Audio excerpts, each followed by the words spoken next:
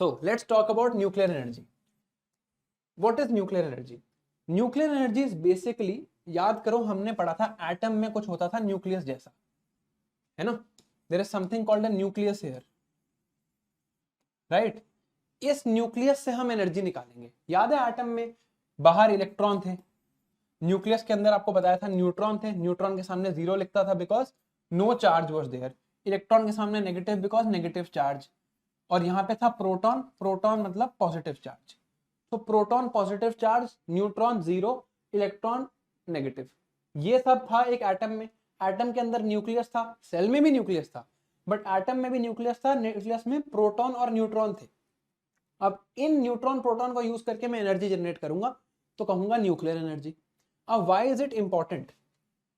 1 gram nuclear material, 1 gram of nuclear fuel can produce the same amount of energy that is produced by 10,000 kg of coal.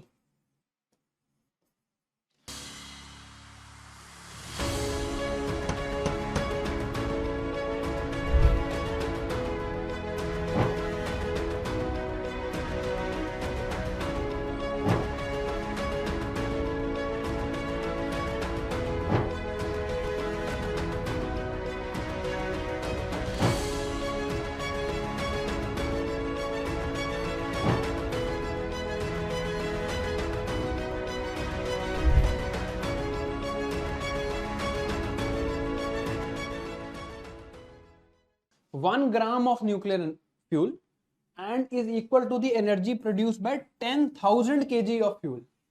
तो जबकि तो nuclear energy technically तो it is non renewable, क्योंकि there is a limited amount of nuclear fuel on earth and उससे energy it is non renewable, उसके renewal rate बहुत late है। But since the utilisation rate is so low, आपको 1 ग्राम चाहिए इतना कम वो करने के लिए, it is therefore seen as a clean energy. Second reason why it is seen as clean energy, इसके एमिशंस ठीक हैं। देखते हैं, अभी इसको समझते हैं। न्यूक्लियर रिएक्शन या न्यूक्लियस से if you want to generate energy, that is nuclear energy. It is nuclear fission और फ्यूजन, दो तरह से हो सकता है। फ्यूजन वर्ड से क्या समझ आ रहा है कि दो nuclear they are going to come together and fuse. Okay, fission का क्या मतलब है? Fission means division. So a big nucleus is going to divide into 2 small nucleus, then energy is going to be produced. Nucleus क्या है? Atom का part है। So nuclear fission involves splitting of heavy nucleus into 2 parts.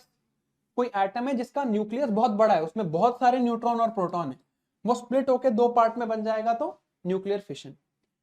ऐसे 2 atoms हैं that will come together and fuse together, so this will lead to fusion of nucleus. This will also generate energy. ये है nuclear fusion. ये 2 terms हैं, इनको detail में समझते हैं।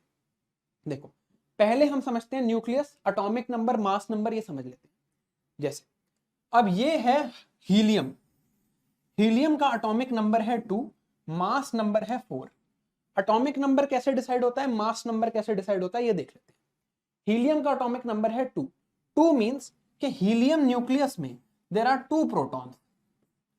अब ओवरऑल तो ना पॉजिटिव चार्ज रहना है ना नेगेटिव चार्ज रहना है, तो अगर 2 प्रोटॉन है इन द न्यूक्लियस, 2 इलेक्ट्रॉन होंगे। So helium has atomic number of 2. Atomic number of 2 means that in the nucleus of helium there are 2 protons.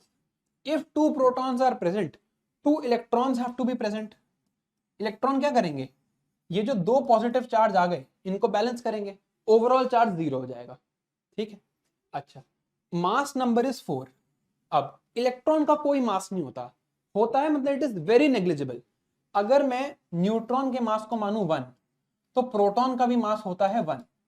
Neutron and proton का मास इज 1 यूनिट, इसके relative electron का मास है 0.000009।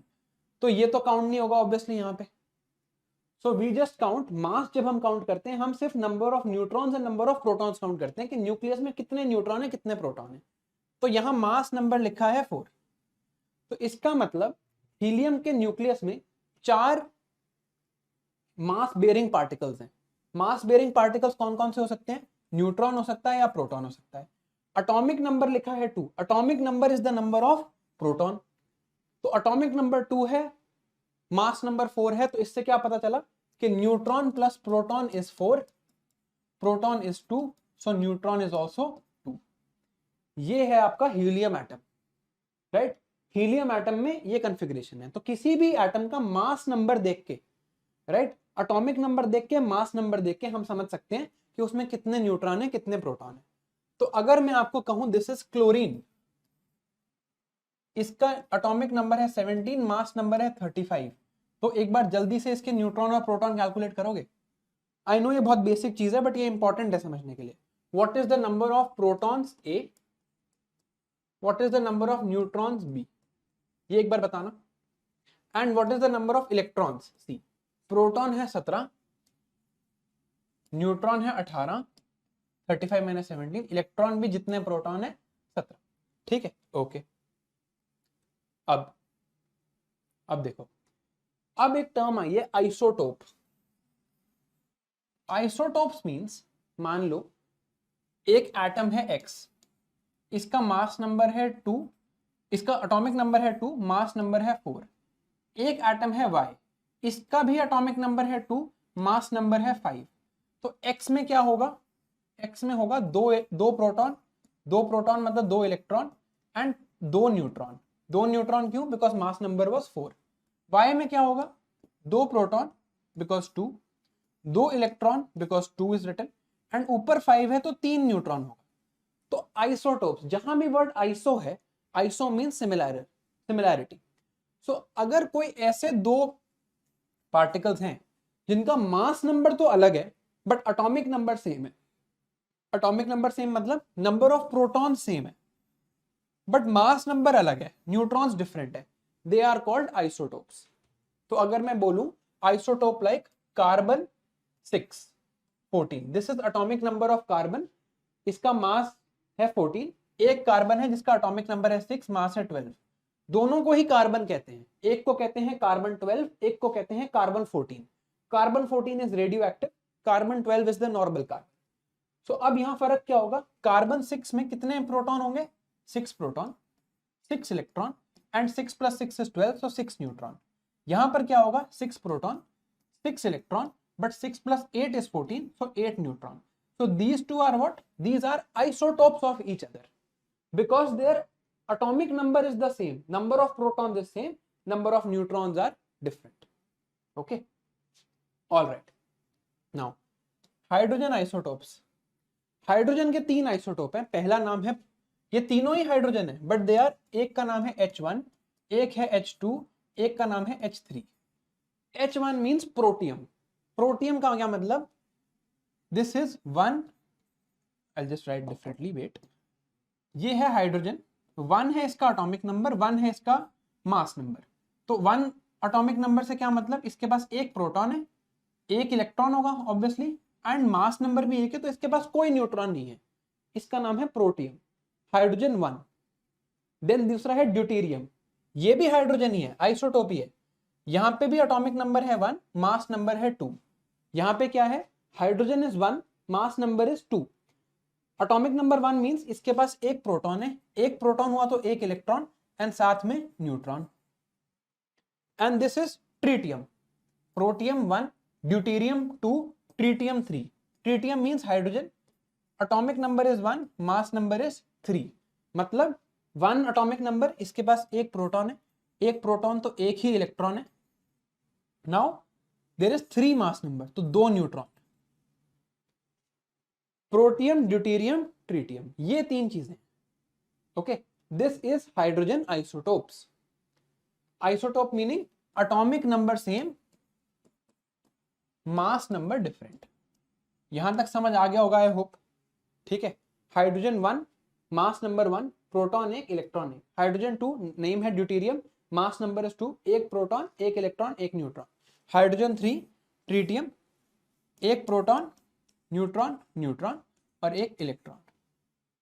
ठीक है, okay, clear है ये बात? ऑलराइट, अब हम देखते हैं न्यूक्लियर फिशन क्या होता है। न्यूक्लियर फिशन इज कि हमने क्या देखा था, एक लार्ज न्यूक्लियस है। ठीक है, हमने ये देखा था ना, फिशन मींस लार्ज न्यूक्लियस। अब देखो, लार्ज न्यूक्लियस का क्या मतलब है कि न्यूक्लियस के अंदर क्या होता है, न्यूट्रॉन होते हैं और प्रोटॉन होते हैं। इसके अंदर बहुत सारे न्यूट्रॉन और प्रोटॉन है। जब एक बाहर से न्यूट्रॉन आके इस न्यूक्लियस को स्ट्राइक करता है, केमिस्ट्री में जाने की जरूरत नहीं है, कंसेप्ट समझने की जरूरत है। जब न्यूट्रॉन आके इसको स्ट्राइक करता है तो ये क्या हो जाता है, unstable. It is already very large, इसमें बहुत सारे न्यूट्रॉन प्रोटॉन है। जैसे यहां पर बात हो रही है यूरेनियम 235 की, इसका मास नंबर है 235। तो इमेजिन करो इसमें ऑलरेडी 235 न्यूट्रॉन प्लस प्रोटॉन है, एक और न्यूट्रॉन आके हिट करता है। जब एक और न्यूट्रॉन आके हिट करता है तो ये जो न्यूक्लियस है ये अनस्टेबल हो जाता है। This breaks into two smaller nuclei, one and smaller nuclei two, and साथ में रिलीज होते हैं कुछ और न्यूट्रॉन एंड एनर्जी। ये इलेक्ट्रॉन लिख दिया तो एनर्जी। तो एक न्यूट्रॉन आके इसको हिट किया, इसमें ऑलरेडी बहुत सारे न्यूट्रॉन प्रोटॉन थे, ये आगे स्प्लिट हो गया इनटू टू, और न्यूट्रॉन भी रिलीज किए इसने क्योंकि ये टूट गया। तो कुछ न्यूट्रॉन प्रोटॉन मिलके एक नया एटम, कुछ न्यूट्रॉन प्रोटॉन बनके नया एटम, कुछ न्यूट्रॉन रिलीज्ड, एंड साथ में रिलीज होती है एनर्जी। अब ये न्यूट्रॉन रिलीज हुआ, एक न्यूट्रॉन रिलीज हुआ, एक ही एटम तो होगा नहीं, बहुत सारे एटम होंगे यूरेनियम के। तो ये न्यूट्रॉन जाके एक और हिट करेगा, देन अगेन रिलीज, देन एक और हिट, देन एक और release. What is this called, ये कमेंट्स में लिखो, ये हमें पता है।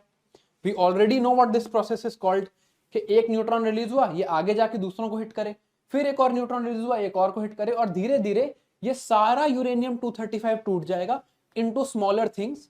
This big nucleus will be broken into two small nuclei and energy will be released.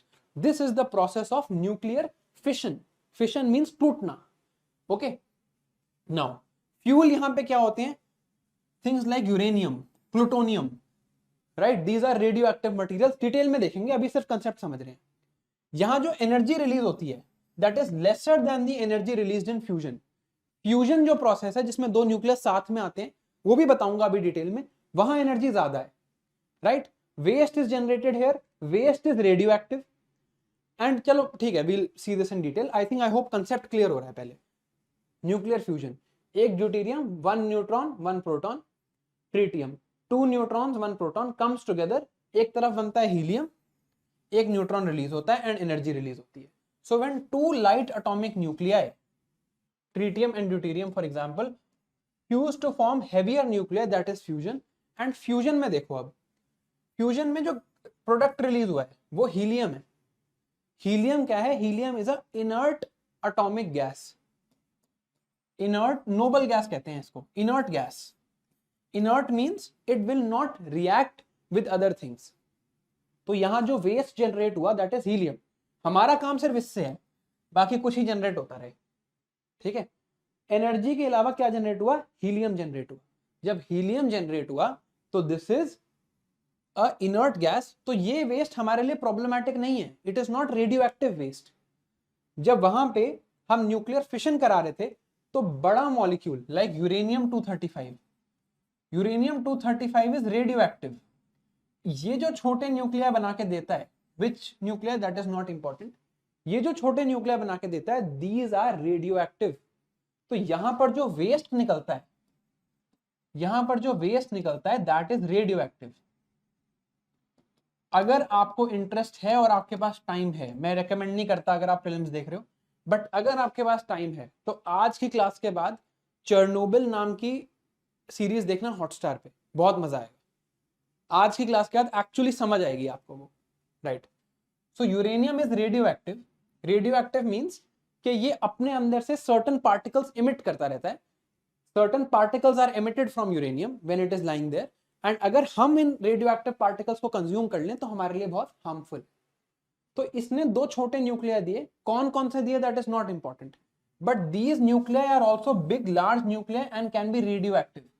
तो यहां पर देखो रेडियो एक्टिव वेस्ट निकलता है, यहां पर कोई रेडियो एक्टिव वेस्ट नहीं निकल रहा। यहां पर energy generation is also more, energy generation is more and it is inert waste. वहां क्या था, वहां निकलता था जो ये लाइटर एलिमेंट्स हैं, they are also radioactive, so there is radio active waste generation.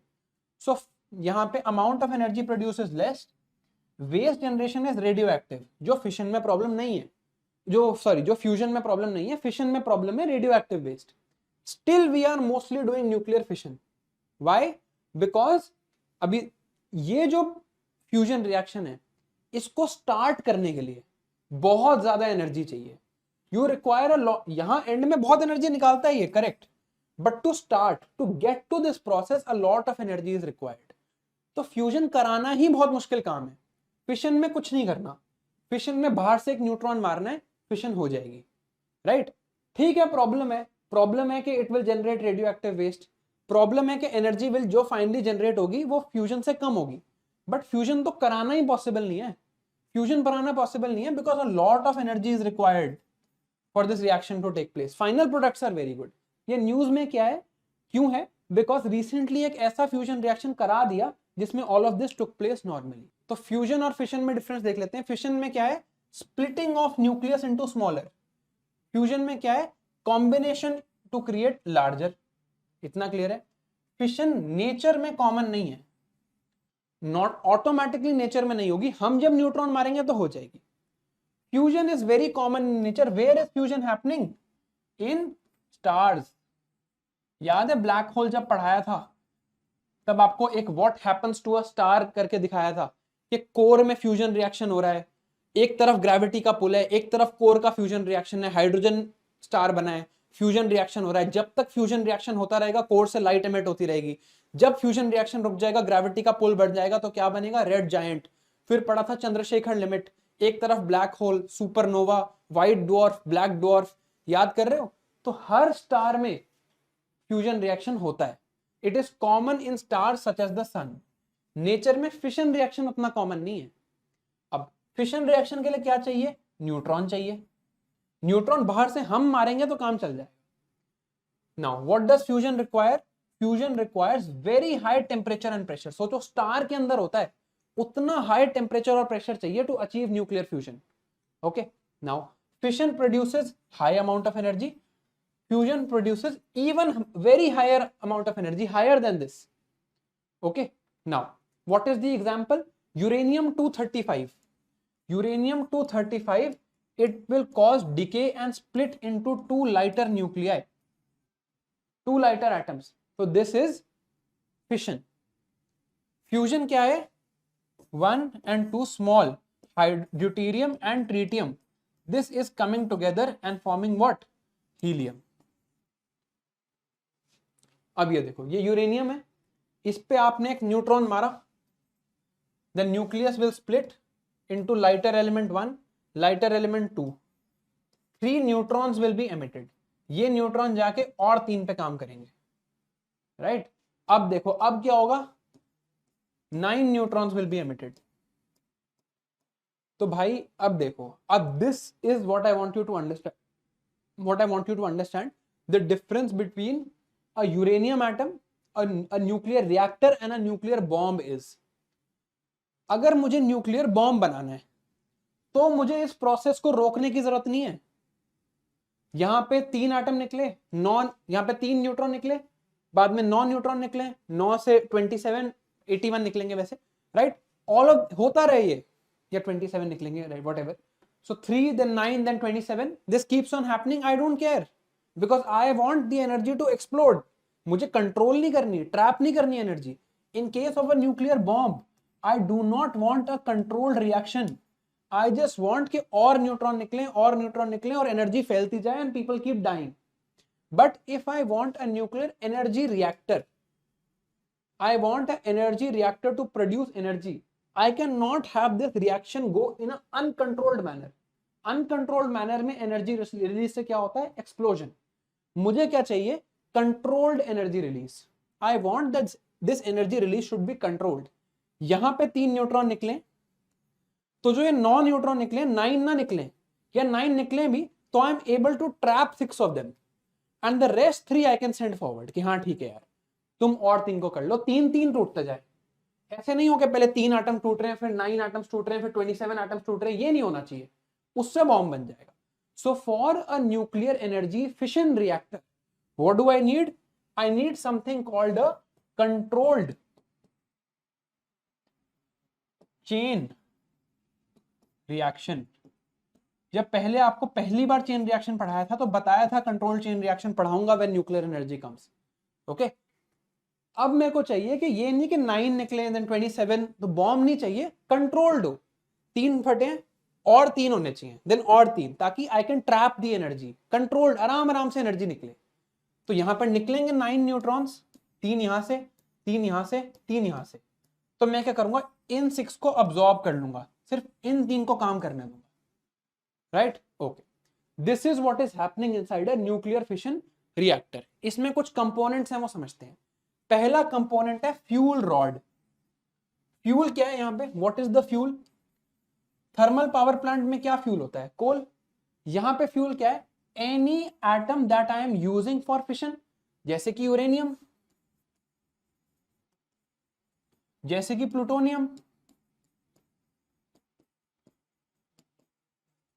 ये तो हो गया fuel. Now second thing is control rod. Control rod क्या होता है? कंट्रोल रॉड है कि मान लो ये फ्यूल रॉड है, जैसे मान लो this is the fuel rod, ठीक है, ये फ्यूल रॉड है। इसके ऊपर मान लो मैं कवरिंग लगा दूं ऐसे, ये पूरी यूरेनियम की सेंटर में, I just change the colour and I hope इस बार इमोजी का साइबर अटैक नहीं होगा। चलो बच गए। मान लो this complete red thing is made out of uranium. जैसे जैसे इस पे न्यूट्रॉन स्ट्राइक करेंगे, ये और टूटता जाएगा और एनर्जी जनरेट करता रहेगा। So I made control rods, rods made of some material, कौन सा मटेरियल होता है बाद में देखेंगे। बट इस रॉड का काम क्या है कि जब न्यूट्रॉन आए ये इनको अब्सॉर्ब कर ले, तो इससे मैं अगर इनको कवर कर दूंगा, the reaction will stop. So these are rods to control the reaction. ये देखो कंट्रोल रॉड्स, मैं इनको नीचे कर दूंगा तो रिएक्शन रुक जाएगा, because the fuel will be controlled. Fuel में अब न्यूट्रॉन स्ट्राइक ही नहीं कर सकता है, कंट्रोल रॉड आ गया है। ऊपर कर दूंगा तो फ्यूल रॉड एक्सपोज्ड है, अब हो जाए reaction. Okay, then second thing is moderator. Moderator का क्या काम है? मॉडरेटर का काम है कि यहां पे देखो क्या हो रहा था, यहां पे निकल रहे थे एक बड़ा यूरेनियम एटम टूटता था, 2 स्मॉल एटम्स निकलते थे, एनर्जी निकलती थी, और निकलते थे 3 न्यूट्रॉन्स। ये जाते थे 3 और यूरेनियम पे हिट करते थे। अब मैं चाहता हूं ये फिगर 3 ही रहे, तो मॉडरेटर का काम है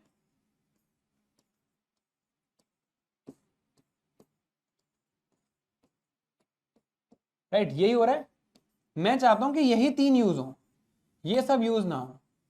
तो ये सब रोकने के लिए पहला काम करेगा कंट्रोल रॉड, कि कंट्रोल रॉड से मैं कवर कर दूं, इनको अब्सॉर्ब करवा लूं। दूसरी चीज, मॉडरेटर का काम है न्यूट्रॉन को स्लो करना। जब न्यूट्रॉन यहां जाके हिट करता है, it should not be a fast neutron. अगर वो बहुत फास्ट होगा तो वो रिएक्शन प्रॉपरली करवा नहीं पाएगा। So what I need something to slow down these neutrons, ताकि ये आराम से हिट करें और रिएक्शन हो जाए। फास्ट न्यूट्रॉन से रिएक्शन नहीं होता, तो स्लो डाउन करने के लिए मुझे कुछ चाहिए, उस चीज का नाम है moderator. It will moderate the speed, control rod to cover, control rod will absorb the excess neutron. यहां पे नॉन न्यूट्रॉन आए हिट करने के लिए, कंट्रोल रॉड ऐसे थी तो उसने आधे तो अब्सॉर्ब कर लिए, सिर्फ इतना पार्ट एक्सपोज हुआ तो 3 ही न्यूट्रॉन हिट कर पाए।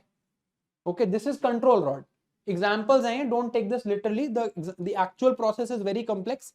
आई can not teach you nuclear science here, but just understand what is happening. Control rod will stop, it is basically a neutron poison, it will absorb these neutrons. Moderator what will it do?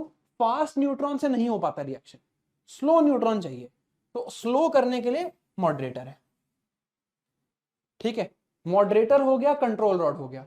अब देखो, आपको last time समझाया था कि अगर energy generate करनी है तो क्या करना है। Again this is not the symbol of the German Luftwaffe, and if you can understand that reference, kudos to you. क्या काम करना था? टरबाइन को घुमाना था, right? The turbine had to be change, had to be turned. If the turbine had to be turned, तभी energy generate होगी। और कौन सी एनर्जी जनरेट होगी? AC energy, alternating current generate होगा। तो what are we doing?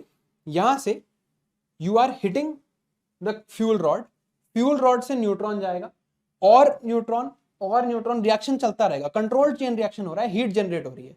Heat हमने hit करी स्टीम पे, हमने अल्टीमेटली याद करो कोल थर्मल पावर प्लांट में भी यही करना था, स्टीम ले जानी है, स्टीम यहां पे हिट करानी है टरबाइन पे, steam will turn the turbine, magnet है अंदर, मैग्नेट टर्न होगा, इलेक्ट्रिसिटी जनरेट हो जाएगी।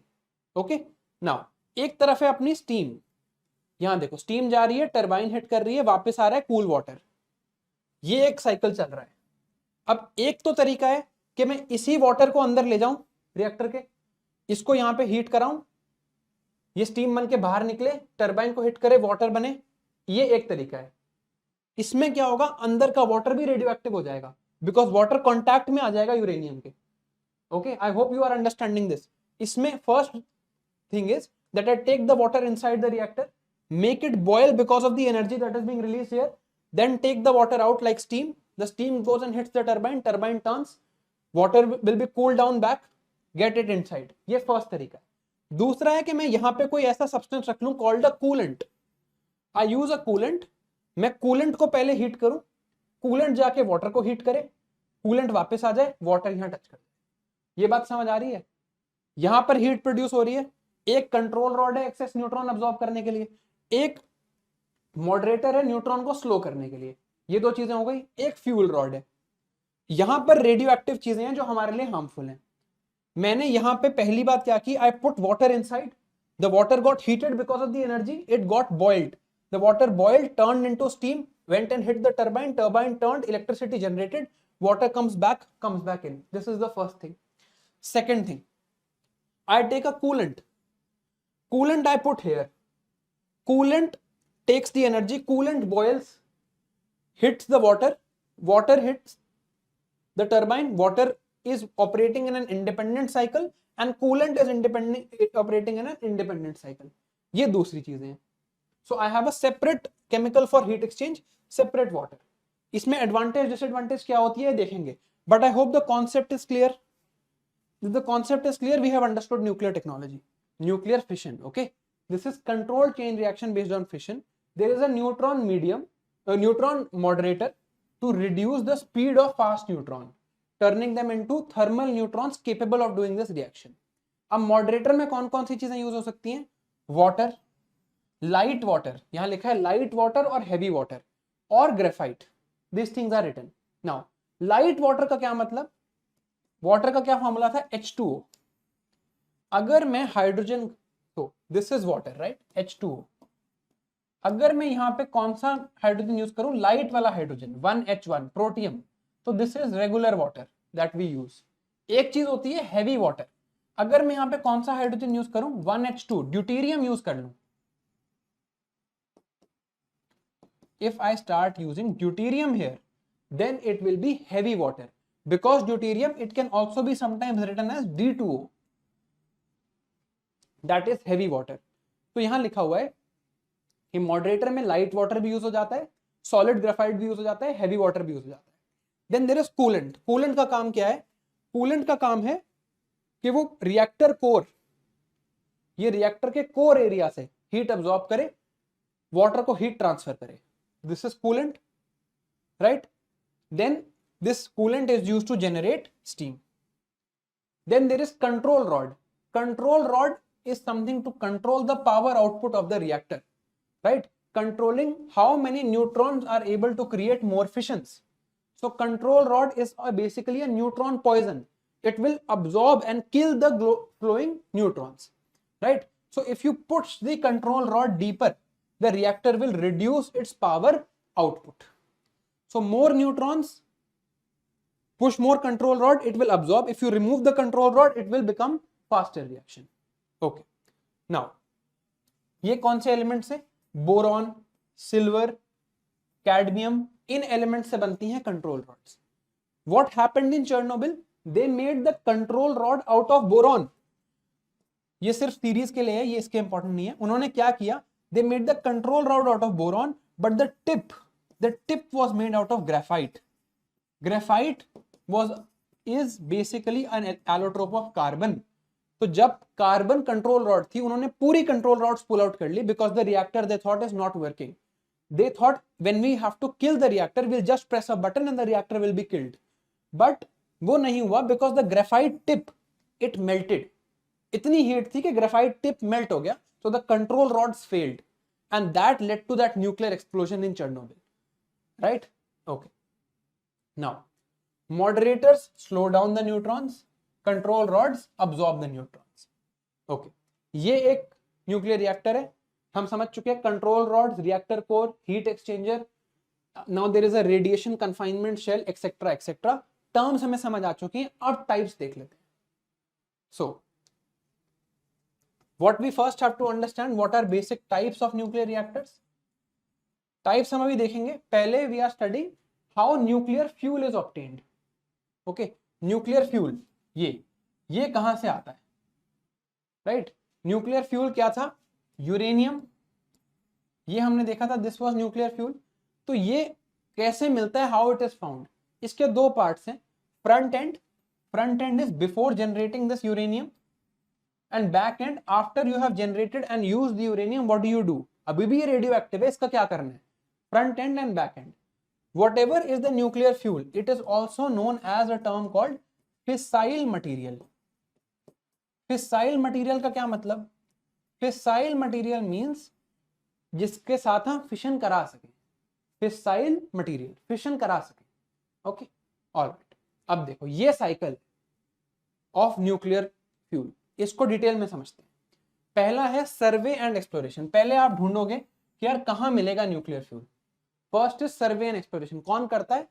Atomic minerals directorate of Hyderabad. Organisation याद करना जरूरी नहीं है।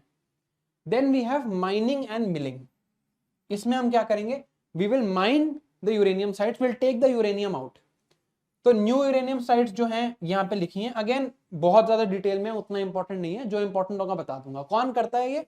Uranium corporation of India limited. They will do mining, they will take the uranium out. अब देखो, मैंने आपको बोला था कि there needs to be fissile material. Fissile मतलब जिसमें हम फिशन करा सके, फिशनेबल। अब सब कुछ फिशनेबल नहीं होता। Not all isotopes of uranium are fissionable. Uranium के दो आइसोटोप्स यहां पे हम पढ़ेंगे। आइसोटोप का मतलब आपको पता है, isotope meaning that its atomic number is the same but its mass number is different. ये हम पढ़ चुके हैं, प्रोटॉन सेम है, न्यूट्रॉन्स अलग है। यूरेनियम के दो आइसोटोप्स हैं। यूरेनियम का atomic number as far as I remember is 92, important नहीं है। एक आइसोटोप है ये, एक आइसोटोप है ये। अब इसमें ज्यादा न्यूट्रॉन है एज यू कैन सी, है ना। ये जो आइसोटोप है यूरेनियम 235, ये तो फिशन इसमें फिशन हो जाती है, this is a fissionable material. ये जो आइसोटोप है uranium 238, this is not a fissionable material, इसमें फिशन नहीं होती। Okay, so uranium 235 and uranium 238, यहां फिशन होती है, यहां फिशन नहीं होती। ओके, अगर यहां फिशन नहीं होती तो हमें क्या करना है? अगर फिशन करानी है तो पहले we have to convert this into this. पहले यूरेनियम 238 को यूरेनियम 235 में कन्वर्ट करना पड़ेगा, तब फिशन कराएंगे, तब बात बनेगी। ओके, सो जो नेचर में अगर हम यूरेनियम माइन करें कहीं से, तो पता चलता है कि सिर्फ 0.7%, सिर्फ इतना ही यूरेनियम 235 है, 99.3% यूरेनियम 238 है। अब अगर हमें फिशन करानी है तो यूरेनियम 238 को इसमें कन्वर्ट करना पड़ेगा। ये process of converting uranium 238 to uranium 235, this is called enrichment, nuclear enrichment. I am sure you have heard this term before. Nuclear enrichment is converting it into such an isotope जिसमें fission हो सके। Now uranium is usually enriched 2.5 to 3.5%। जितना भी आपको मिला, इसका 2 से 3% आप यूरेनियम 235 बना दो, तो you can use this in a nuclear reactor, आप एनर्जी के लिए यूज कर सकते हो।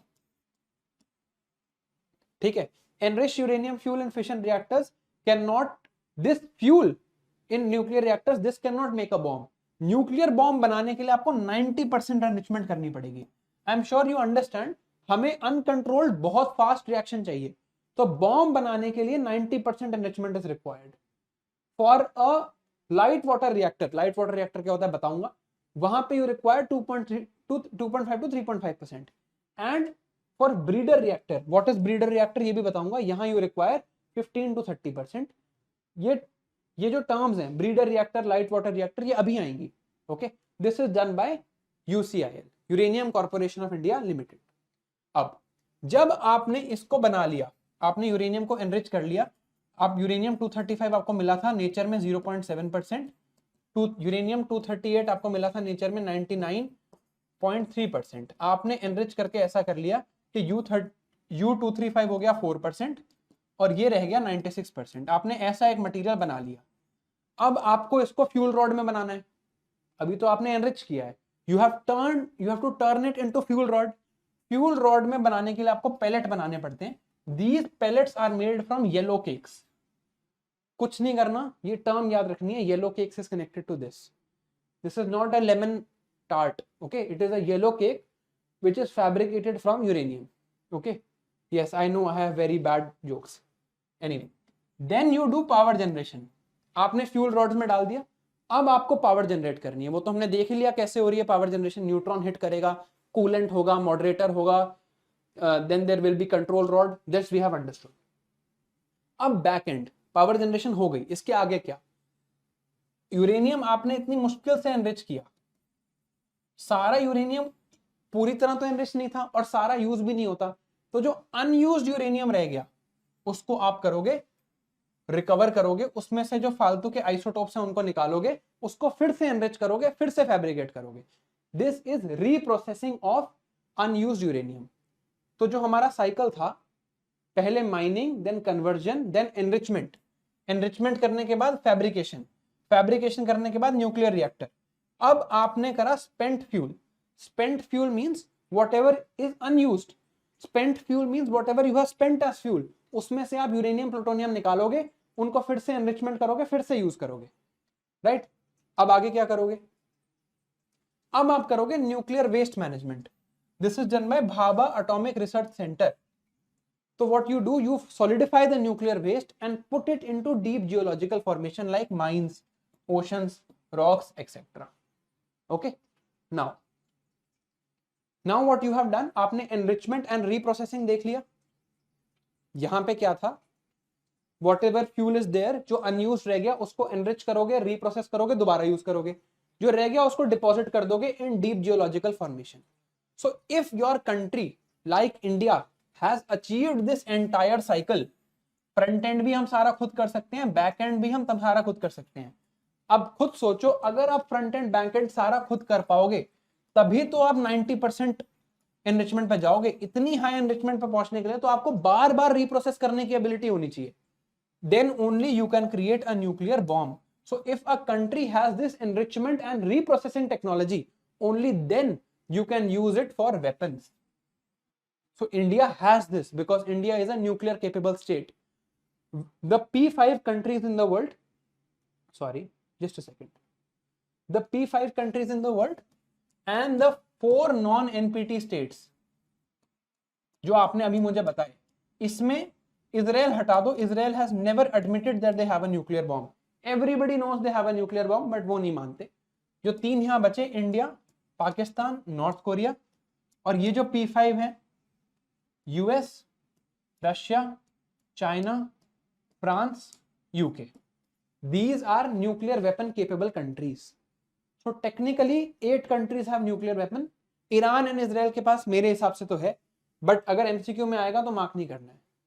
All right, now what is International Atomic Energy Agency, हम देख चुके हैं। Nuclear watchdog of UN, we have studied this before. It is the headquartered in Vienna and it is meant for peaceful use of nuclear tech, for nuclear security, nuclear safety, for nuclear safeguards. जैसे कुछ nuclear treaties हैं, एक nuclear non proliferation treaty है, हमने देख लिया, ये India ने साइन नहीं किया। एक है CTBT, CTBT stands for comprehensive test ban treaty, that you will not test nuclear weapons. आप बना के रख लो बट आप उनकी टेस्टिंग नहीं करोगे। क्यों नहीं करोगे? क्योंकि भाई बहुत पोल्यूशन होता है न्यूक्लियर वेपन टेस्ट करने से। ओके, अब आप रिकॉल करो something called nuclear suppliers group. क्या इंडिया मेंबर है एनएसजी का? ये आपने बताना है। न्यूक्लियर सप्लायर ग्रुप का क्या काम है? Nuclear suppliers group dictates that nuclear technology that is to be given to countries in the world सिर्फ उनको दी जाए दैट आर एनपीटी स्टेट्स, जिन्होंने एनपीटी साइन कर रखी है। सिर्फ उन्हीं लोगों को न्यूक्लियर टेक्नोलॉजी मिले, नहीं तो वो बॉम्ब बना लेंगे। So India is not a member of nuclear suppliers group, still India has got a waiver from the NSG saying that even though India is not member of NPT, not part of NPT, India is a responsible country and that is why this waiver is given. Now do you know why this waiver was given?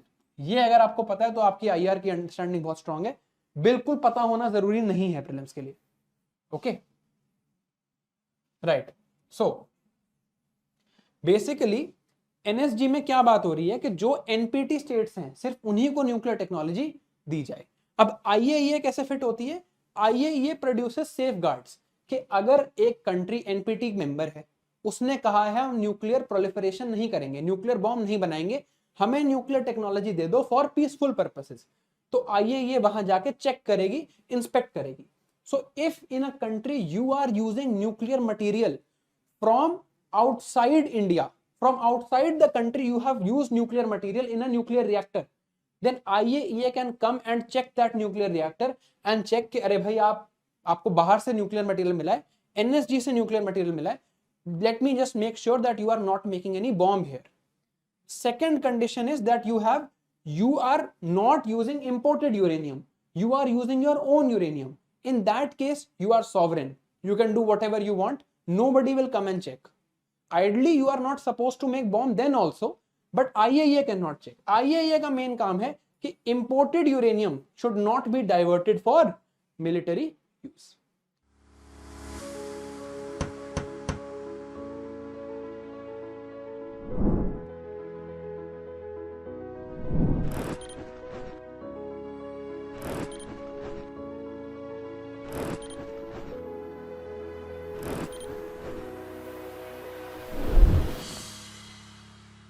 अब आते हैं types of nuclear reactor. पहला है boiling water reactor.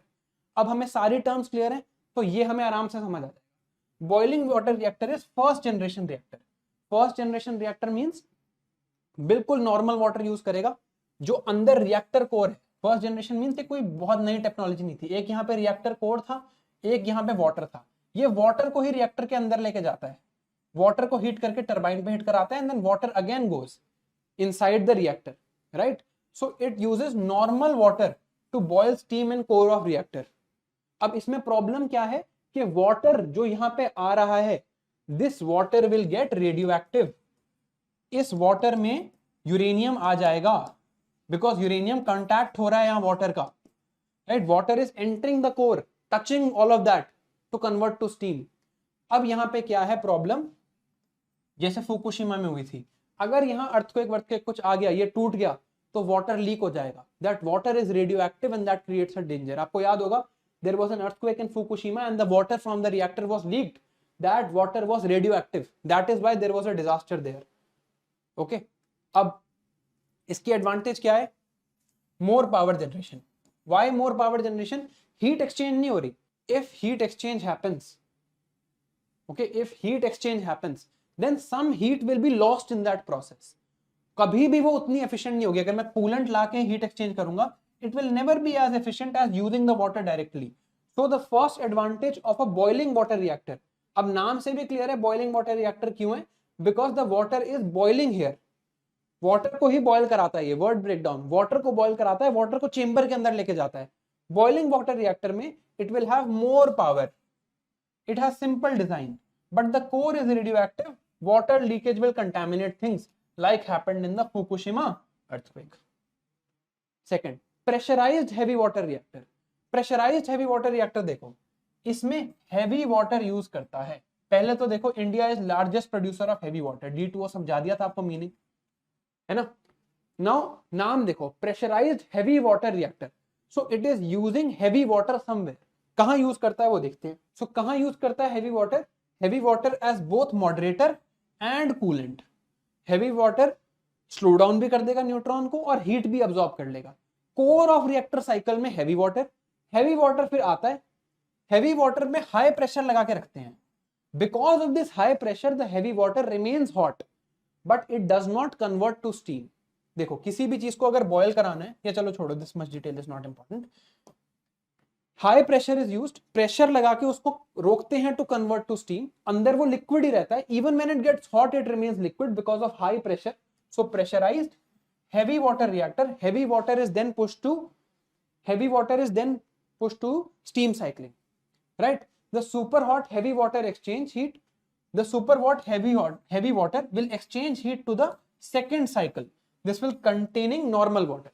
तो जो side में हमने देखा था कि एक तरफ तो there was a reactor core, है ना, ये तो था रिएक्टर कोर, ये है साइड में वाटर, तो यहाँ पे हैवी वाटर है, ये यहाँ आता है, हीट एक्सचेंज करेगा and then it will go back, और यहाँ पे हैवी वाटर ही काम कर रहा है एज कूलेंट, हैवी वाटर ही काम कर रहा है एज मॉडरेटर, कंट्रोल रॉड तो है। ये है प्रेशराइज्ड हैवी वाटर रिएक्टर का डायग्राम, जो आपको बिल्कुल भी याद करने की जरूरत नहीं है, बस ये याद करो कि यहाँ पे देयर इज हैवी वाटर, ये यहाँ पे एक्सचेंज करता है हीट, हीट एक्सचेंज करके टर्बाइन चेंज होती है, then heavy water goes back inside, ताकि हैवी वाटर स्टीम ना बने, तो प्रेशराइज रखते हैं उसको, pressurised heavy water reactor. India में क्यों यूज करते हैं? Because India is one of the largest producers of heavy water. Heavy water is what? Deuterium, di deuterium oxide, D2O, okay, hydrogen की जगह ड्यूटेरियम यूज हो रहा है, ओके। इसका क्या एडवांटेज है? It is safe. Why it is safe? Steam नहीं बन रही कोर में, जब कोर में स्टीम नहीं बन रही तो वहां फटने वटने का डर बहुत कम है। डिसएडवांटेज क्या है? कॉस्टली है, heavy water banana is, heavy water is expensive and complex design and procedure. Third, अब ये समझना बहुत इंपॉर्टेंट है, ठीक है, ये काफी इंपॉर्टेंट है ये चीज समझना, फास्ट ब्रीडर रिएक्टर। अभी तक हमने क्या पढ़ा था कि मॉडरेटर का काम क्या था?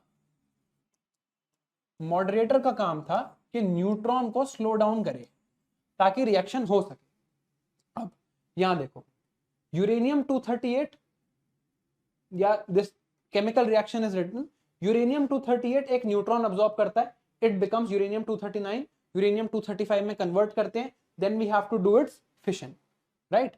यहां पे क्या होता है?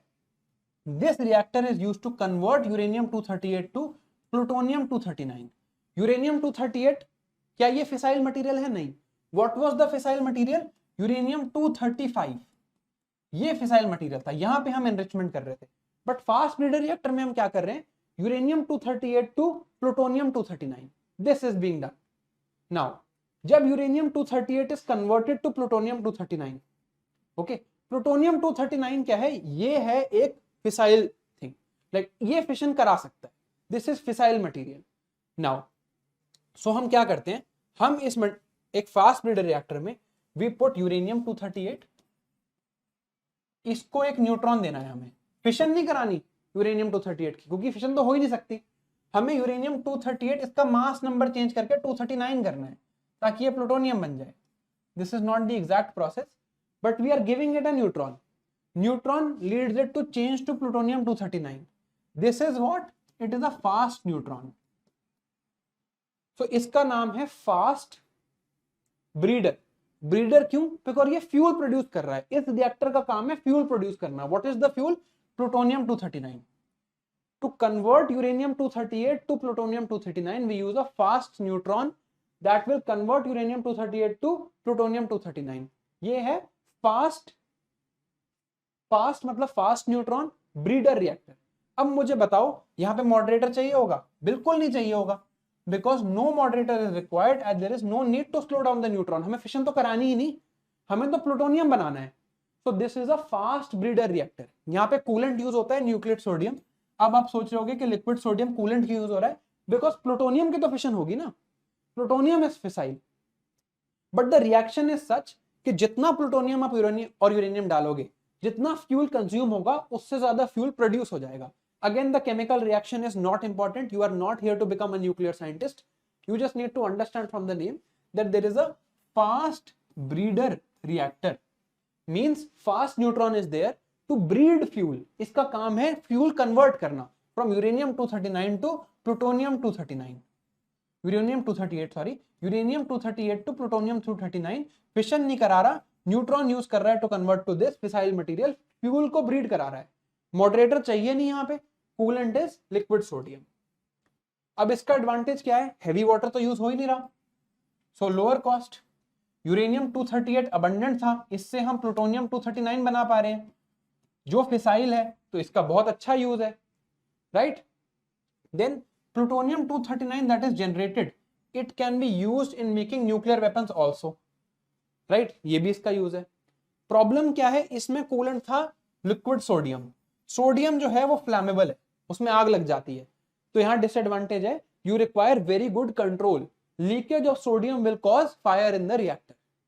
ओके, तो ये क्या है? Fast breeder reactor, fast neutron तो मॉडरेटर चाहिए? बिल्कुल नहीं चाहिए। ब्रीडर मतलब it will generate more fuel than it consumes. What is the fuel it is generating? Plutonium 239। Plutonium 239 से फिशन हो जाती है। किस पे कर रहे हैं हम? We are doing it on uranium 238। Why are we doing it on uranium 238? It is not fissile, it is abundant in nature, तो इस पे फास्ट न्यूट्रॉन मार के यहां कन्वर्ट कर देते हैं।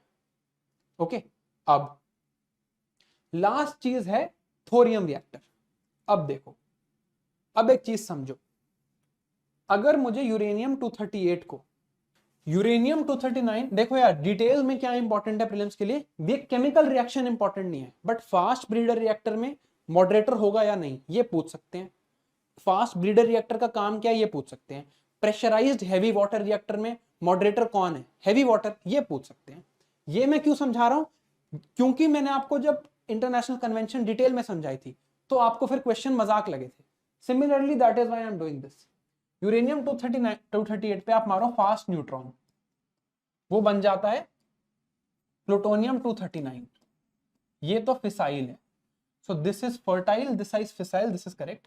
ये टर्म जो लास्ट टाइम मैंने बोली भूल जाओ। देन एक चीज है थोरियम। थोरियम का मास नंबर है 232। अगर थोरियम पे भी साथ में फास्ट न्यूट्रॉन मारा जाए तो इट बिकम्स यूरेनियम 233। अब थोरियम अगर यूज करें तो थोरियम तो फिसाइल नहीं है, you can not do fission on thorium, यहां हम नहीं कर सकते, बट यूरेनियम 233 पे आप फिशन कर सकते हो। तो इसीलिए फास्ट ब्रीडर रिएक्टर इंडिया बना रहा है। इंडिया के पास है बहुत ज्यादा थोरियम, इंडिया के पास भरमार में थोरियम है।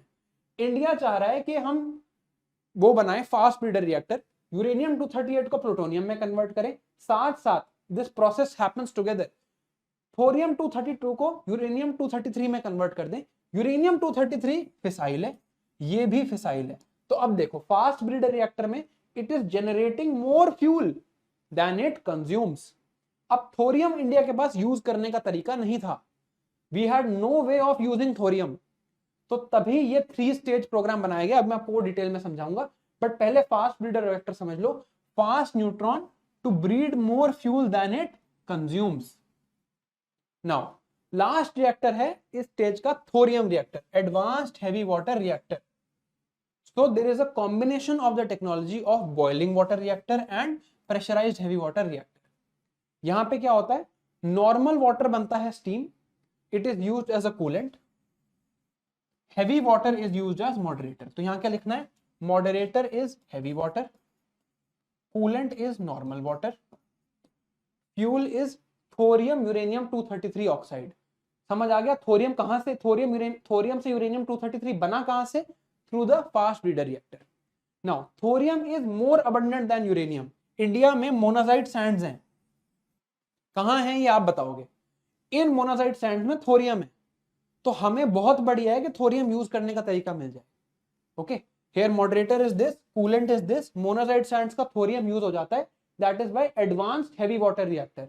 Why heavy water? Because heavy water is being used as moderator. Coolant क्या है इसमें, नॉर्मल वाटर, थोरियम यूज हो जाता है, it produces less radio active waste, ये एक और एडवांटेज है। डिसएडवांटेज क्या है, अगेन वाटर ही था ना कूलेंट, तो water is going to the core, तो safety, and obviously it will consume more water, right. अब इंडिया का न्यूक्लियर प्रोग्राम, इंडिया के पास वर्ल्ड की 25% थोरियम रिजर्व्स है, तो इंडिया चाहता है कि थोरियम यूज हो सके, but thorium is not fissile and needs to be converted to uranium 233। To convert thorium to uranium 233 we require conversion to plutonium 239। तो हमें क्या चाहिए था, we required this molecule to this atom to convert thorium to this, ताकि हम अपना thorium जो monazite Sands में है वो यूज कर सकें। तो इसको कंसेप्चुअलाइज किया श्री होमी जे भाभा ने। इन्होंने बताया कि हम एक 3 स्टेज न्यूक्लियर प्रोग्राम बनाते हैं। 3 स्टेज में फर्स्ट स्टेज होगा बॉइलिंग वाटर या pressurised heavy water reactor. Natural uranium would be used as fuel. Heavy water would be used as both moderator as coolant. Boiling water, pressurized heavy water, ये हमने देख लिया। Plutonium की output होगी, energy तो ये generate करेगा ही। जब प्लूटोनियम आउटपुट हो जाएगी उसे डालेंगे हम फास्ट ब्रीडर रिएक्टर में, प्लूटोनियम ही डालेंगे, और लेकिन it will generate more fuel than it consumes, ये बात हमने देख ली। तो प्लूटोनियम 239 और ज्यादा बन जाएगा, and then we will use this plutonium 239 to convert the thorium into uranium 233। अब थोरियम को हम यूज कर लेंगे फर्दर स्टेजेस में। तो अभी most of our reactors are in this first stage, boiling water या प्रेशराइज हेवी वाटर रिएक्टर, इसी स्टेज में।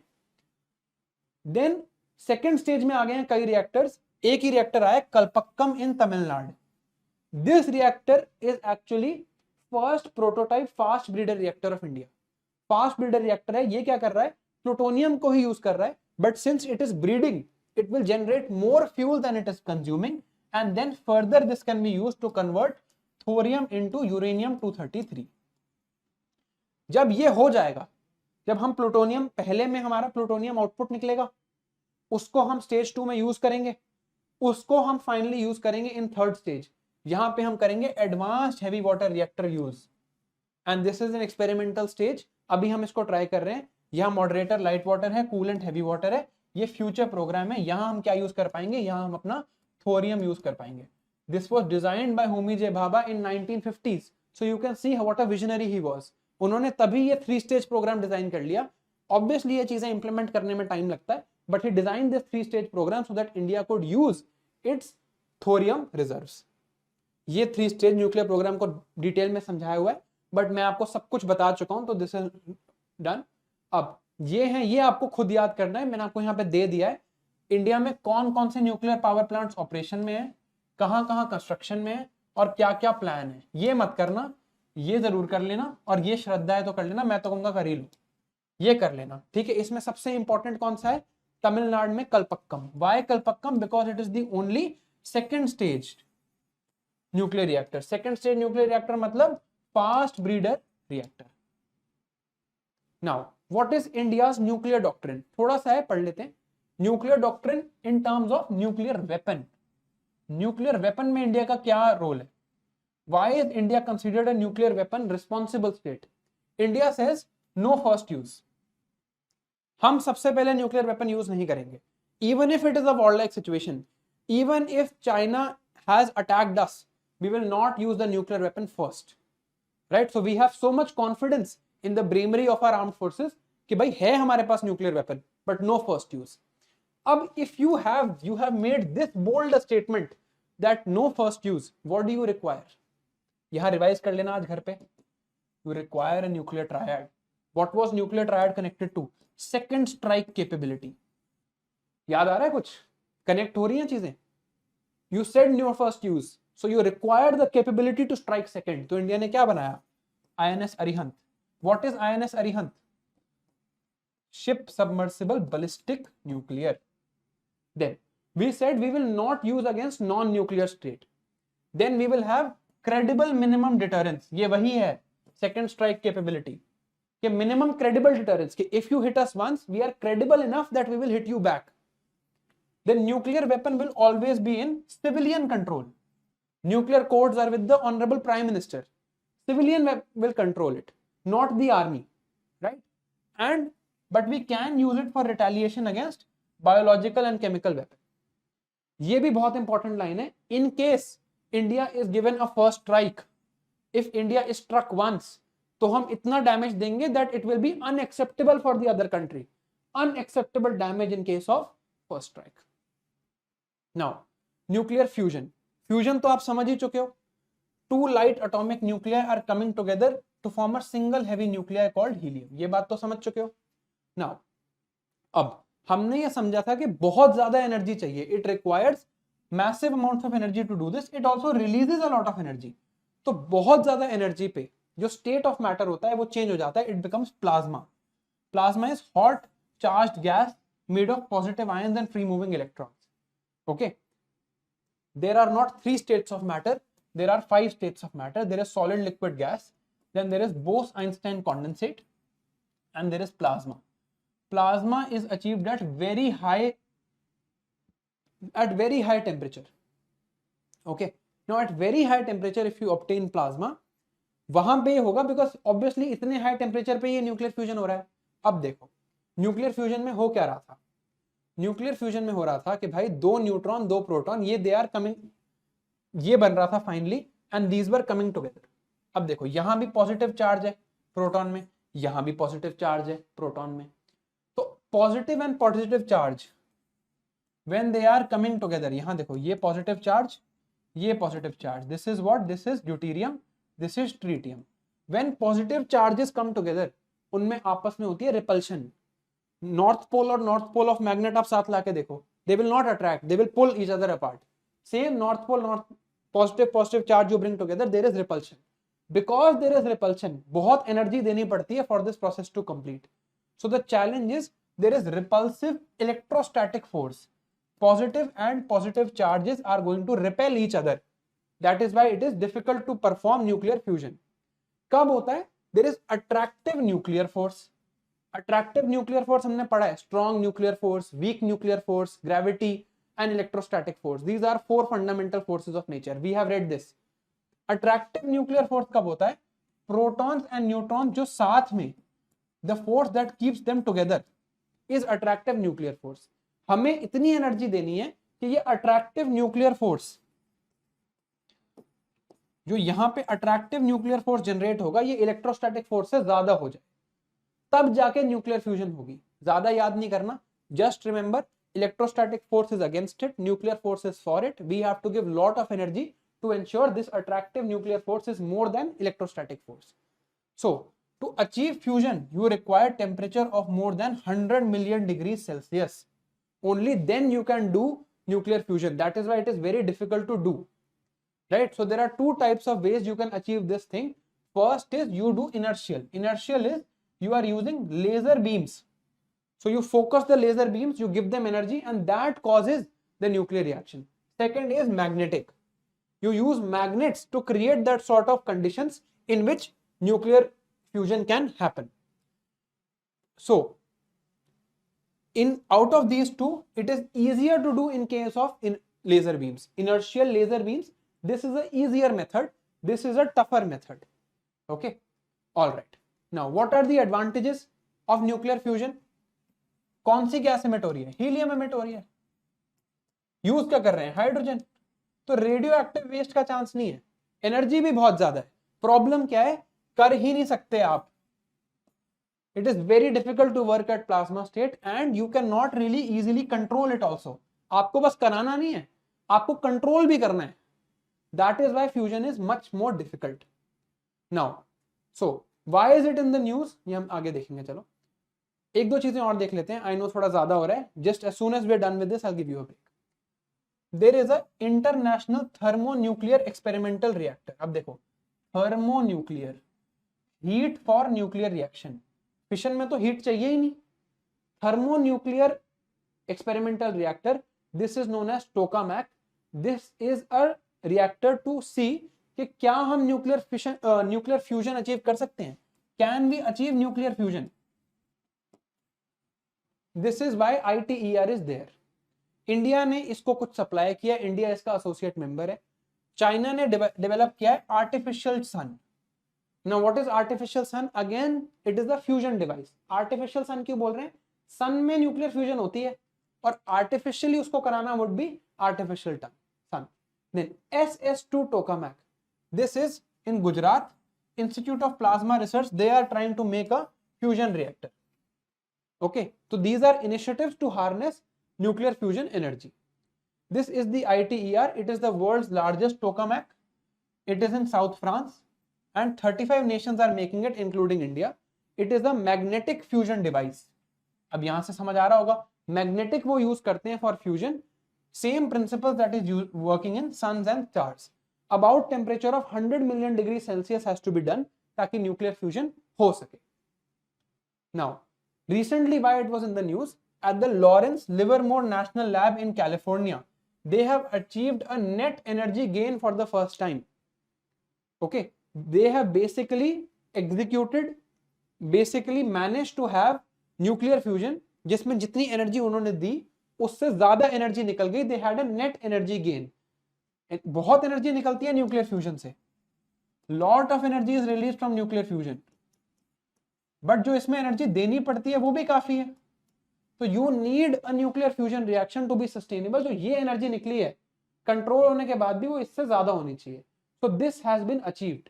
दे have achieved ignition. Ignition means in nuclear fusion creating a nuclear reactor that generates more energy than it consumes. What have they used? They have used that inertial system, used powerful lasers. ये भी हम देख चुके हैं, right? When this heat is used, the nuclear fusion is done and that creates energy.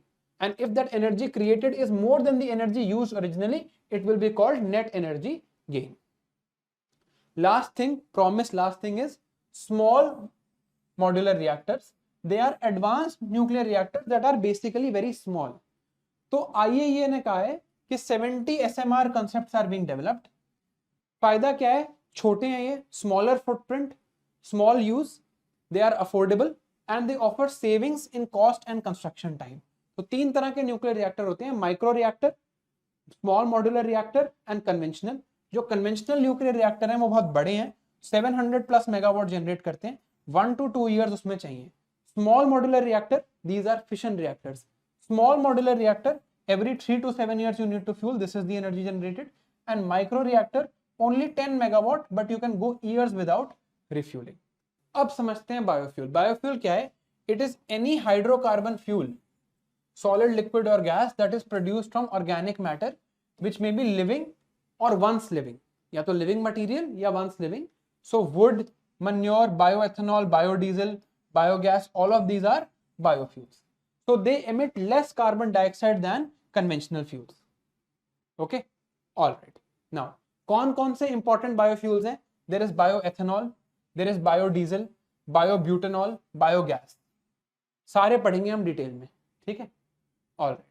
पहले there is a classification of biofuels on the basis of their generation, right? So there is first generation of biofuel.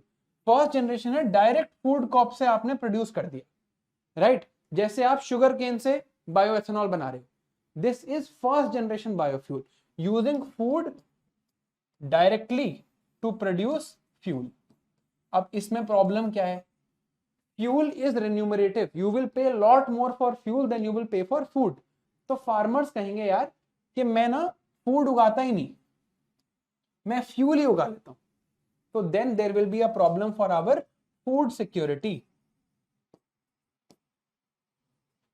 Food security की major problem हो जाएगी, because farmer will say ठीक है मैं fuel उगा लेता हूं ना, मैं ये करता ही नहीं.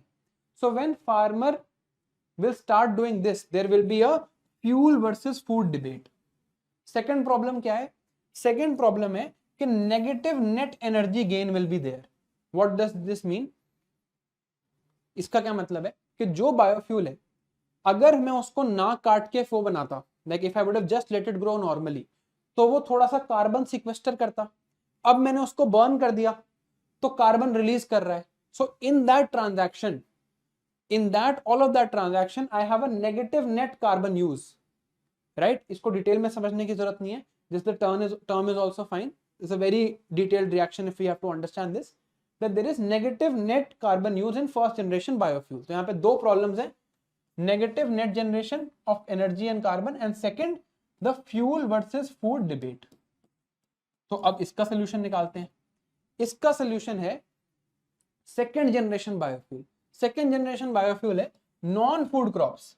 There are non food crops, जैसे कि ऑर्गेनिक वेस्ट, ऐसा क्रॉप जो वेस्ट हो रहा है, जैसे शुगर केन का बायो प्रोडक्ट, जैसे कि डैमेज्ड व्हीट ग्रेन्स वगैरह, आप इसको यूज करो बायोफ्यूल जनरेट करने में. This is second generation. इससे क्या होगा? पहले तो there is no food versus fuel debate, ठीक है? फूड वर्सेस फ्यूल में कोई नहीं होगा, and there is positive net energy gain here. Okay, so positive net energy gain and no food versus fuel debate in second generation. Now अब आते हैं third generation. Third generation में आप use कर रहे हो एल्गी. ये थोड़ा और डिटेल में हम देखेंगे next time. Algae are cultured and they are used to produce biofuels, right? So when third generation biofuels are used, you are using algae and they are producing more energy per acre than conventional crop. ये कैसे होता है next class में देखेंगे. Now this is potentially carbon neutral. Potentially carbon neutral, so same amount of carbon is absorbed and emitted. जैसे वहां पे positive net negative हो रहा था, यहाँ पे carbon neutral. This is 3G biofuel. 4G biofuel involves that you do GM algae. You genetically modified the algae in such a way that they have properties for better fuel production, and you are also doing carbon capture and storage along with biofuel production. कैसे करते हैं उतना important नहीं है ये process. I hope you know what this means now. Oxy fuel combustion, I hope आप इसका नाम आपको समझ आ रहा है. So GM algae and carbon capture and storage along with biofuel is 4G biofuel, right? So this is carbon negative, means it stores carbon. Carbon emission हो नहीं रहा है, net carbon storage हो रही है. Okay, so these are the 4 generations of biofuels. Okay, first generation is edible, second non-edible, third generation algae, fourth generation you have things like genetically modified algae, and along with this you are doing a process of carbon capture and storage using things like oxy-fuel combustion. I hope you know what that means. Now, अब इसकी advantage क्या है biofuels की? It will increase the life of the engine, carbon emission कम होगा, easy to source है, pollution कम करेंगे. सारी बातें clear है. I hope concept clear हो गया है. अगर concept clear हो गया तो आगे कोई concept नहीं है जो हमें biofuel में समझना है. Disadvantages क्या है? कई जगह हाई कॉस्ट ऑफ प्रोडक्शन हो सकती है, फूड वर्सेस फ्यूल डिबेट हो सकती है, पॉल्यूशन हो सकता है, land use change pollution can happen if you are using biofuels to encourage monoculture. Monoculture means culture of only one type of crop, right? Because अगर आपने शुगर केन से produce कर लिया biofuel, that will also encourage more people to say कि monoculture कर लो, right? Okay, now let us read the national policy on biofuels. So national policy on biofuels is made by who? सबसे पहले ये important है, ministry of new and renewable energy. इसका काम क्या है कि बायोफ्यूल, देखो, increase usage of biofuel, make biofuel use better वगैरह सब बकवास, ये सब हमें पता है, बोल बच्चन बातें, ये सब नहीं पढ़ना होता. क्या क्या कवर करता है ये इंपॉर्टेंट है. Bio ethanol, bio diesel, bio CNG, ये 3 चीजें कवर करता है. अब सबसे इंपॉर्टेंट चीज जो गलत करने के बहुत ज्यादा हाई चांसेस है, who implements this? National Biofuel Coordination Committee, and despite being a committee it is chaired by the Minister of Petroleum and Natural Gas. ये बहुत इंपॉर्टेंट है. मैंने आपको क्या बताया था, अगर काउंसिल होती है, if it is council most likely there is a minister. जैसे हमने पढ़ी थी national Ganga council, who was the chairperson? Honourable prime minister. एक हमने पढ़ी थी कि जहां पे कमिटी होती है, कमिटी में usually there is a bureaucrat,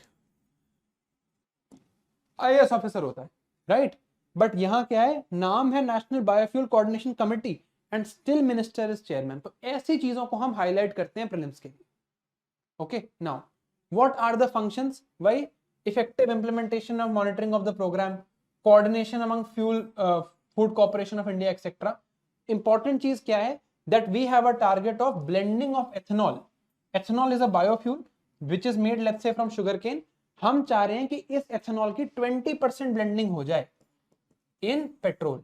if we have 20% blending in petrol and 5% blending of biodiesel in diesel by 2030. पहले 2030 का टारगेट था, अब इसको चेंज करके 2025 कर दिया है कि 2025 तक we are going to do 20% ethanol blending in petrol. एक सेस भी अनाउंस किया है गवर्नमेंट ने लास्ट ईयर कि if there is bio ethanol blended petrol तो उस पर टैक्स नहीं लगेगा, बट नॉन ब्लेंडेड पेट्रोल पर टैक्स लगेगा. इससे क्या होता है, इससे हमारी इंपोर्ट डिपेंडेंस, हमारी जो एनर्जी सिक्योरिटी है, राइट, एनर्जी सिक्योरिटी भी बेटर रहती है, because we are now relying more and more on biofuel and less on foreign import of fuels. So the policy categorises. Now ये जो नेशनल बायोफ्यूल पॉलिसी है, इसने categorise कर रखा है in terms of basic biofuel, advanced biofuel and other advanced biofuel. अब advanced biofuel में there is something called drop in fuels. तो ये समझ लेते हैं ड्रॉप इन फ्यूल का मतलब क्या है. Drop in fuels are fuels that are derived from biomass, agri residues, municipal waste that can be used in existing engines without having to modify them. इनको आप डायरेक्टली यूज कर सकते हो, modification की जरूरत नहीं है. वहां तो शुगरकेन वगैरह को तो आपको मॉडिफाई करके कन्वर्ट करना पड़ेगा, तब जाके बायोफ्यूल प्रोडक्शन होगी. यहां पे there is drop in fuel, as it is use कर लो, कोई दिक्कत नहीं. And then it also covers 3G biofuels, bio CNG etcetera. अब ये पॉलिसी जो है, अब देखो, raw material for ethanol production, इसमें इस पॉलिसी ने क्या बोला? Sugarcane juice, sugar containing materials, corn and cassava, sugar beet, sweet sorghum. क्यों भाई, क्यों हो रहा है ये सब, ये लाइन यहाँ क्यों लिखी है? It is now clear to you. Second, logical, अगर व्हीट ग्रेन्स डैमेज हो गए हैं, if there are rotten potatoes, if there are things that are unfit for human consumption, कर लो use. If you have surplus food grains, आपके पास बहुत ज्यादा फूड है, foreign food corporation of India के गोडाउन्स में इट इज गेटिंग रॉटन, सड़ रहा है वो एफसीआई के गोडाउन में, उसको यूज कर लो, बट सरप्लस होना चाहिए। तो अप्रूवल चाहिए किसका? नेशनल बायोफ्यूल कोऑर्डिनेशन कमेटी का, right? And they want a national biomass repository, so that you want to basically check across the country कितना बायोमास है, कितना कन्वर्ट हो सकता है। समझ आ रही है ये बात? लॉजिक से समझ आ रहा है? ओके। नाउ अब इस पॉलिसी में कुछ रिसेंट अमेंडमेंट्स हुए। जो 20% एथेनॉल ब्लेंडिंग का टारगेट था इन पेट्रोल, बायोडीजल ब्लेंड होता है डीजल में, एथेनॉल ब्लेंड होता है पेट्रोल में, ठीक है? ये भी हम डिटेल में देखेंगे। ये टारगेट था 20%, पहले था 2030, अब कर दिया 2025-26, because India has already achieved 10%। 10% हम अचीव कर चुके हैं, तो अब हम इस पे चले गए। Now production of biofuels under make in India programme, export oriented units बनाओ, एक्सपोर्ट करो बायोफ्यूल्स का, and there are some new members that have been added to the National Biofuels Coordination Committee chaired by the minister, not a bureaucrat. Now अब India की biofuel की timeline देखते हैं। Ethanol blending programme हमने 2003 में start किया था। 2014 में गवर्नमेंट ने, ये इंपॉर्टेंट है, गवर्नमेंट ने लाया administered price mechanism. Administered price mechanism था कि देखो, शुगर मिल प्रोड्यूस करेगा बायोएथेनॉल, बायोएथेनॉल कौन खरीदेगा? शुगर मिल खुद तो जाके डालेगा नहीं पेट्रोल में, petroleum companies will buy. So government said, ये जो एडमिनिस्टर्ड प्राइस मैकेनिज्म है, ये क्या था कि जो ऑयल कंपनीज हैं, दे have to pay a certain administered price to the sugar mill for biofuel. Why? Because इनका क्राइसिस चल रहा था। तो ऑयल कंपनीज को गवर्नमेंट ने कहा, जैसे एमएसपी फिक्स किया था, जैसे फेयर एंड रेन्यूमरेटिव प्राइस फिक्स किया था, they fix this administrative price mechanism for biofuels also. Okay. Now, National Biofuel Policy आई 2018 में, then I National Biofuel Coordination Committee, and now we have interest subvention scheme. Interest subvention का क्या मतलब होता है कि मान लो मैं आपको 6% पे लोन दूं, मैं बैंक हूं, मैं आपको 6% पे लोन दे रहा हूं to set up biofuel factory, biofuel refinery कहते हैं वैसे। तो if I give you this loan, तो गवर्नमेंट कहेगी ठीक है, 3% of this interest will be paid by me, तो आपके लिए इफेक्टिव इंटरेस्ट हो गया 3%, right? This is interest subvention scheme 2021 में लॉन्च करी थी। नाउ बायोएथेनॉल क्या है? बायोएथेनॉल इज ये C2H5OH, this is it's formula. इसका मैं आपको केमिकल स्ट्रक्चर भी बना के दिखा देता हूं। It is basically ethyl alcohol.